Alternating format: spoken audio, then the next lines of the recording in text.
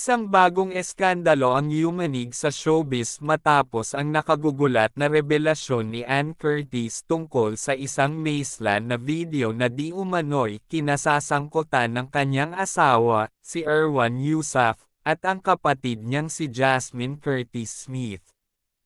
Ayon sa mga ulat, si Ann mismo ang nakadiscover ng video na siyang naging ugat ng matinding alitan sa kanilang pamilya. Ayon sa mga mapagkakatiwalaang source, matagal nang may umiikot na mga tsismis tungkol sa pagiging malapit nina Erwan at Jasmine, ngunit tila binaliwala lamang ito ng karamihan.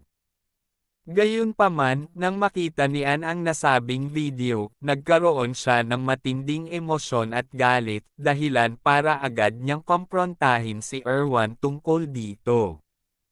Bagamat hindi pa malinaw ang eksaktong nilalaman ng video, sinasabing ito ay hindi karapat-dapat at nagdulot ng malaking sugat sa relasyon ni Ann kay Erwan, pati na rin sa kanyang kapatid na si Jasmine. Sa isang pribadong pag-uusap kasama ang kanyang mga kaibigan, inamin umano ni Ann na hindi na niya mapigilan ang kanyang galit at sakit ng loob matapos makita ang video. It's heartbreaking. I trusted both of them, and this is what I get in return, ani ni Ann, ayon sa isang malapit na kaibigan na tumangging pangalanan. Dagdag pa ng source, tila hindi pa sigurado si Ann kung paano haharapin ang sitwasyon, lalo na't masakit sa kanya na ang kanyang asawa at kapatid ang sangkot sa ganitong kontrobersya, samantala, si Erwan ay hindi pa nagbibigay ng formal na pahayag ukol sa issue. Maraming netizens ang nagtatanong kung totoo nga ba ang mga akusasyon at ano ang tunay na koneksyon ni Erwan kay Jasmine. Ganon din si Jasmine, na natiling tahimik sa kabila ng mga naglalabasang isyu at kontrobersya. Ang kanilang pananahimik ay mas lalong nagpapataas ng spekulasyon sa publiko. Maraming fans ni Ann ang nagpapadala ng kanilang suporta sa aktres, na tila dumaraan ngayon sa pinakamahirap na yugto ng kanyang buhay.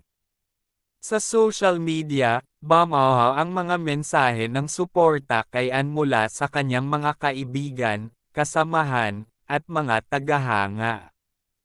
Stay strong, Ann. We are with you no matter what happens, komento ng isang netizen.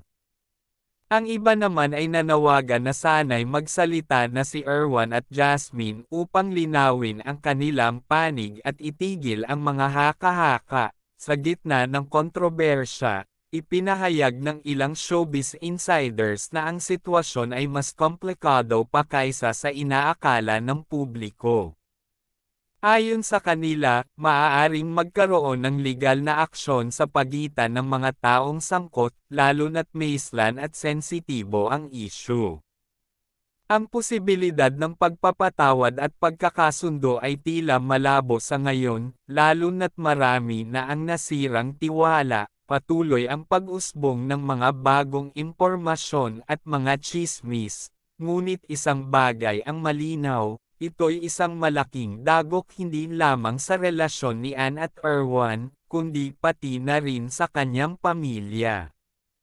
Patuloy na nag-aabang ang publiko sa susunod na hakbang nina Ann, Erwan, at Jasmine habang patuloy ang mainit na diskusyon sa social media at mga online forums, habang ang buong bansa ay nanunood sa unfolding drama na ito. Marami ang umaasang maghahatid ng kaliwanagan at hustisya ang anumang pahayag o aksyon na gagawin ng tatlong nasa gitna ng kontrobersya.